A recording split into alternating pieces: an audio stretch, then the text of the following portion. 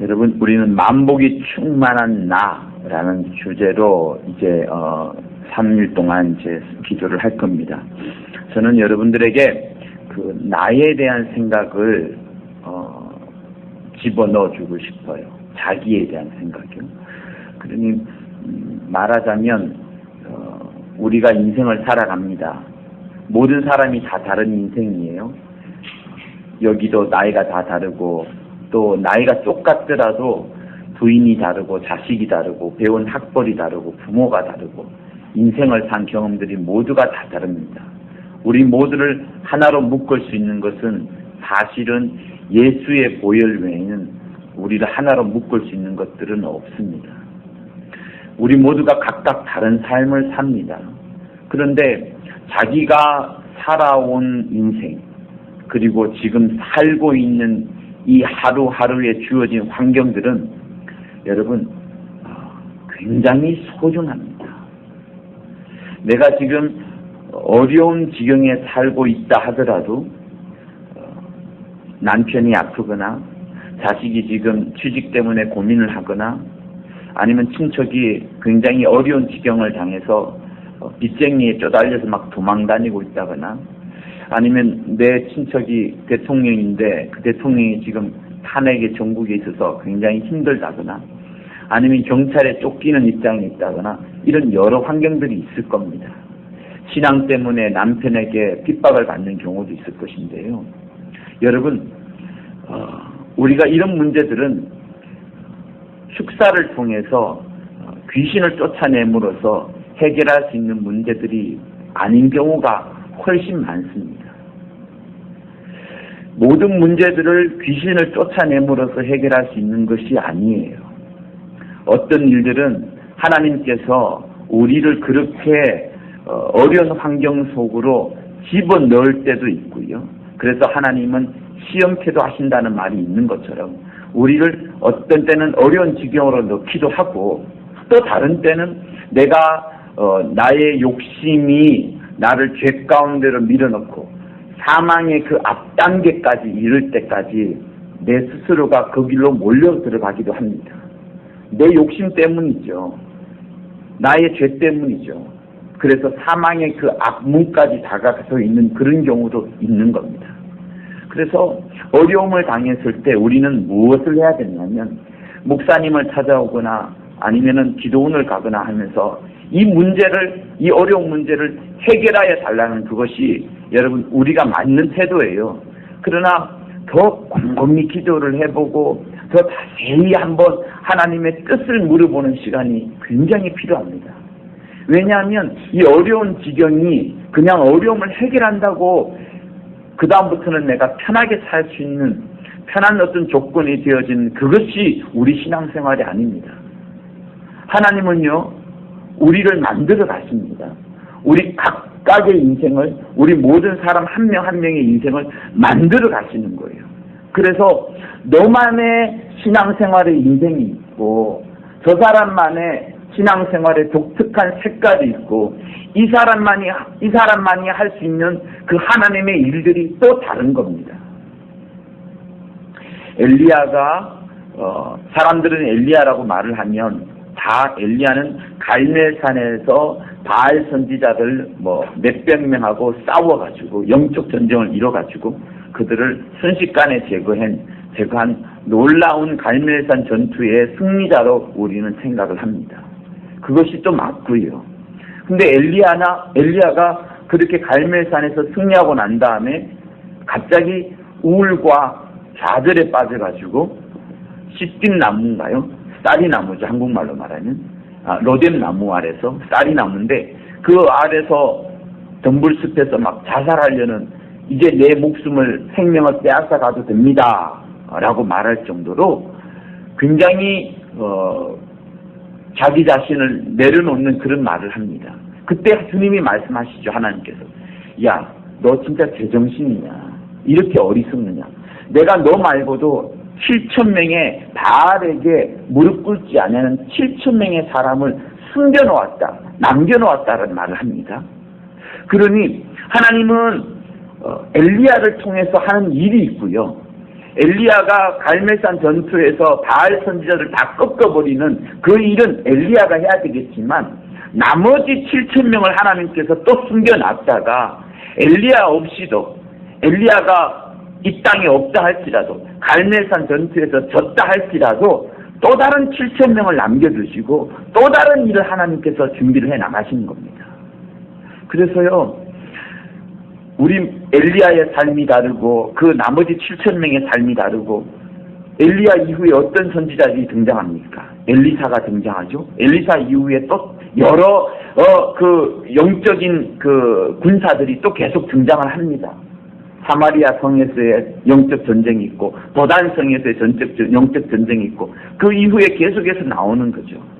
그러니 여러분, 하나님은요, 어떤 전투에서 진다고 해서 다 진 것이 아니고 또 다른 무엇을 계획하시고 또 다른 무엇을 계획하시고 하는 것처럼 우리 모두의 삶을 한 명 한 명 각각 다 따로따로 보시고 어떤 때는 주일날 한꺼번에 다 모으면서 한 가지 일을 하시게 하시고 하나님은 굉장히 자유롭게 어느 무엇에 구속되지 않냐고 마음껏 역사하시는 분입니다.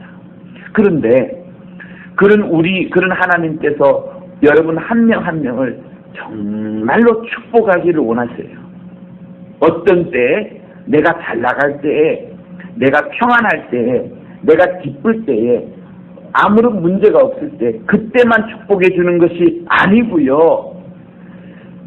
하나님이 정말로 우리를 축복해 주실 때는 언젠가 하면 내가 진실로 어려움의 지경에 쌓여 있을 때 그때를 더 축복해 주시기를 원합니다.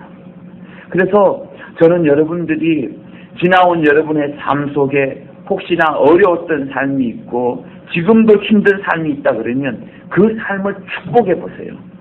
그 축복할 때 굉장한 힘이 생깁니다. 나의 어둠의 역사, 소위 말해서 흑역사란 말도 하죠. 어둠의 역사라든가 좋지 않았던 일들인가 내가 죄악 속에 계속 머물렀던 그런 일들이 여러분 정말로 깊은 기도 속에 들어가 보면 그것이 나를 앞으로 다가올 그 어둠의 구렁텅이에서 나를 끄집어내는 강력한 힘이 됩니다. 그래서 지금 내게 닥쳐오는 아니면 내가 지금 어려운 지경에 빠져있는 이 역경 속에 있을 그때에도 나를 끄집어내는 강력한 힘이 되는 것이 뭔가 하면 나의 그 어두웠던 과거를 축복하고 맞아 그때 내가 어떻게 이겨냈었지? 아니 그때 내가 이렇게 해서 실패했었지? 왜 실패했었지? 라는 것을 깊이 생각하다 보면 여러분 그 삶을 축복하게 되고요. 그러면서 그 삶을 축복하게 될 때에 굉장한 힘을 얻게 됩니다. 그래서 여러분 저는 이번 주간에 7, 8, 9 있을 이 3일 기간 동안에는 만복이 충만한 나라는 주제로 설교를 할 것인데요. 여러분들께서 여러분의 삶을 정말로 축복해 보세요. 어려움 속에 있는 그 삶을 축복해 보세요. 그리고 어려움 삶에 있는 축복 속에서 하나님이 주신 그 축복의 열쇠를 한번 캐내려고 한번 해보세요. 그러면 그것을 발견하는 순간에 굉장한 힘을 얻고 굉장한 에너지를 얻게 됩니다. 오히려 축사를 통해서 귀신이 떠나가는 것보다 더 큰 하나님의 성령으로 말미암아 큰 권능을 얻는 것처럼 아니 권능을 받기 전에 하나님의 응답을 얻는 것처럼 그런 굉장한 것을 얻게 됩니다. 그래서 나의 삶 속에서 얻었던 내 것, 수고를 통해서 얻었던 나의 것, 고생을 통해서 얻었던 나의 것, 죄악 속에 머물면서 정말 다시는 그 길을 가고 싶지 않은 그런 고백들을 통해서 또 내 것을 얻고요.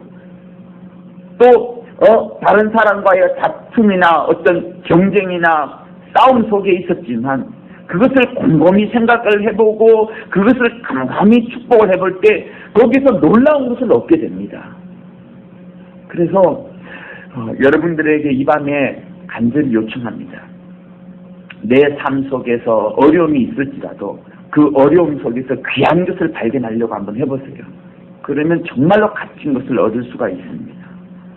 자, 오늘 본문에는 아브라함이 자기 부인이 죽고 난 다음에 땅을 달라는 거예요. 이 매장지를 달라고 말합니다.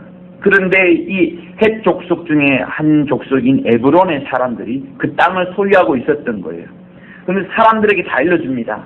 아브라함의 가족들이 모여있고 헷 족속들이 잔뜩 모여있고 백성들이 다 그 성문에 들어와 있는데 여러 사람들에게 같이 있을 때 공표하는 거예요.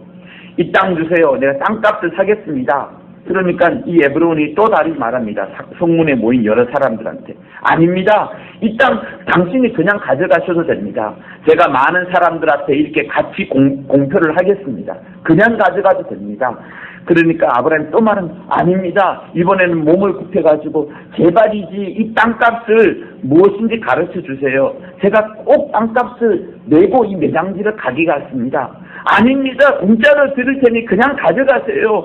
제가 자신 있게 사람들 앞에 고백을 하겠습니다. 그냥 가져가세요. 그래도 아브라함이 또 값을 준다고 말합니다. 그러니까 15절에서 이제 말하는 거예요. 땅값이 은 400인데 어찌 이것을 당신하고 주고받으면서 거래를 하겠습니까? 당신의 죽은 자 부인이 죽었으니 그냥 그 자를 장사 내세요. 괜찮습니다. 허락하겠습니다. 그런데 아브라함이 은 400이구나 라는 말을 듣고서 은 400을 딱 매겨가지고 에브론에게 주게 되고 마침내 그러면서 그 땅을 이제 얻게 되는 장면이 이 장면입니다.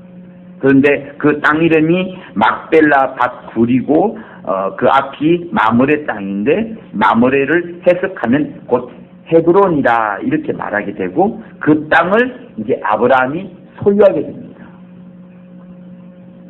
내용은 간단해요. 공짜로 주겠습니다. 아닙니다. 돈 주고 사겠습니다. 은 400겔이라는 귀한 값을 주고 사겠습니다 하는 그 다툼을 이 자리에서 보여주고 있습니다. 여러분, 이 이야기를 하는 이유가 있습니다. 무엇인가 하면 우리가 신앙생활에 있어서 예수의 보혈은 공짜로 얻었어요. 주님의 보혈은 그저 공짜로 얻었습니다. 우리가 값 주고 뭔가를 한 것이 하나도 없습니다. 완전 공짜로 얻었어요. 거기에 나의 공로는 하나도 포함되어 있지 않습니다. 그러면 그것으로 신앙생활이 종료되어도 상관이 없습니다. 하늘나라 들어가는 데는 아무런 문제가 없습니다. 그런데 주님이 그저 우리를 통하여서 이 땅에 계속해서 살게끔 하시고 예배 드리게끔 하시고 또 이렇게 나와서 기도하게끔 하신 이유가 단순히 우리를 구원함만 받게 한 그것에 그치겠냐는 거예요. 주님이 제자들을 불러서 너희가 구원함을 받으라 하고 끝나버리셨습니까? 아닙니다. 주님이 우리에게 그랬더라면 예수 보혈만 주셨으면 충분하실 겁니다. 그러나 주님은 이 땅에 계실 때 많은 수를 특별히 당신이 죽기 전에 수많은 시간을 겹치고 반복하면서 성령이라는 걸 주셨고 우리를 통하여 이 자리에 있는 여러분들, 예수의 피를 가진 여러분들을 통하여서 예수의 피가 없는 사람들에게 전도하도록 일을 하도록 하셨습니다. 그거는 뭐냐? 우리가 하늘나라 가는 것은 공짜로 가는 것이지만 이 땅에 남겨진 이유는 뭔가 하면 우리의 또 다른 수고가 있다는 겁니다. 내 삶을 통하여서 또 다르게 일을 하는 새로운 나만의 역사를 만들어 가라는 거예요. 예수 믿기 전에는 나의 그냥 예수 없는 삶이었습니다. 예수 믿는 순간부터는 이제는 주님의 삶인가 동시에 하나님 안에서 은혜를 받은 새로운 나의 삶을 살아가는 겁니다. 자, 주님이 우리를 부르실 때는 공짜로 부르셨지만 이제 내가 신앙생활 할 때는 그 공짜의 생활만을 누리는 것이 아니라 주님의 받은 은혜를 다시 한번 갚아나가는 과정인데 이것을 갚아나가는 과정을 주님은 값을 매겨주겠다는 거예요. 주님이 우리에게 그 값을, 그 공로를, 그 봉사와 그 수고와 그 눈물을 값을 매겨주겠다는 약속을 주님이 하고 있는 겁니다. 이 세상에 공짜가 많아요. 공짜를 누리면 좋습니다. 그러나 공짜인 삶을 살게 되면 어떻게 되냐? 나중에 빼앗기게 돼요. 그 값어치를 모르게 됩니다. 지금 아브라함이 사라의 매장지 땅을 샀습니다. 이후에 우리가 어떤 일이 생긴지 알 수가 없지만 이 매장지에 누가 묻히냐면 아브라함이 묻히게 되고요, 이삭이 묻히게 되고요, 야곱이 묻히게 되고요, 리브가가 묻히게 되고요, 그리고 레아가 또 묻히게 됩니다. 곧 이스라엘 아브라함의 그 민족의 신앙이 함께 묻히는 장소가 이 땅인 겁니다. 만약에 아브라함이 이 땅을 돈 주고 사지 않았더라면 나중에 헷 족속이 힘이 있을 때 그거 뺏어버리고 너희들 공짜로 줬으니까 쉽게 뺏어가버릴 겁니다. 여러분, 우리 삶도 마찬가지 아닙니까? 쉽게 공짜로 얻을 것들은 쉽게 빼앗깁니다. 왜? 나부트가 벌써 거기를 차지하려는 마음이 없어요. 그래서 공짜가 좋은 것 같지만 결코 좋지 않습니다. 신앙생활은 더 그래요. 신앙생활은 더욱더 사실은 공짜가 없습니다. 주님이 우리에게 보혈의 공로를 공짜로 주었지만 그 이후의 삶은 공짜의 삶이 아니라 더 열심히 살아가야만 하나님의 칭찬을 받을 수 있는 겁니다. 그래서 과부의 인생이 다르고 부자의 인생이 다릅니다. 과부는 두렙돈을 드렸지만 부자의 눈에는 두렙돈 아무 큰 가치도 없는 겁니다만 주님은 이 사람의 인생을 보고서 그 두렙돈을 칭찬해 주었던 거예요. 여기 모인 모든 사람들의 삶이 다릅니다. 그러나 그 모든 사람들 다 똑같을 수가 없어요. 이 사람이 10시간 기도하는 거하고 이 사람이 10분 기도하고는 양쪽으로는 다르지만 질적으로는 똑같을 수가 있는 겁니다. 하나님은 각 사람을 다 다르게 보시는 거예요.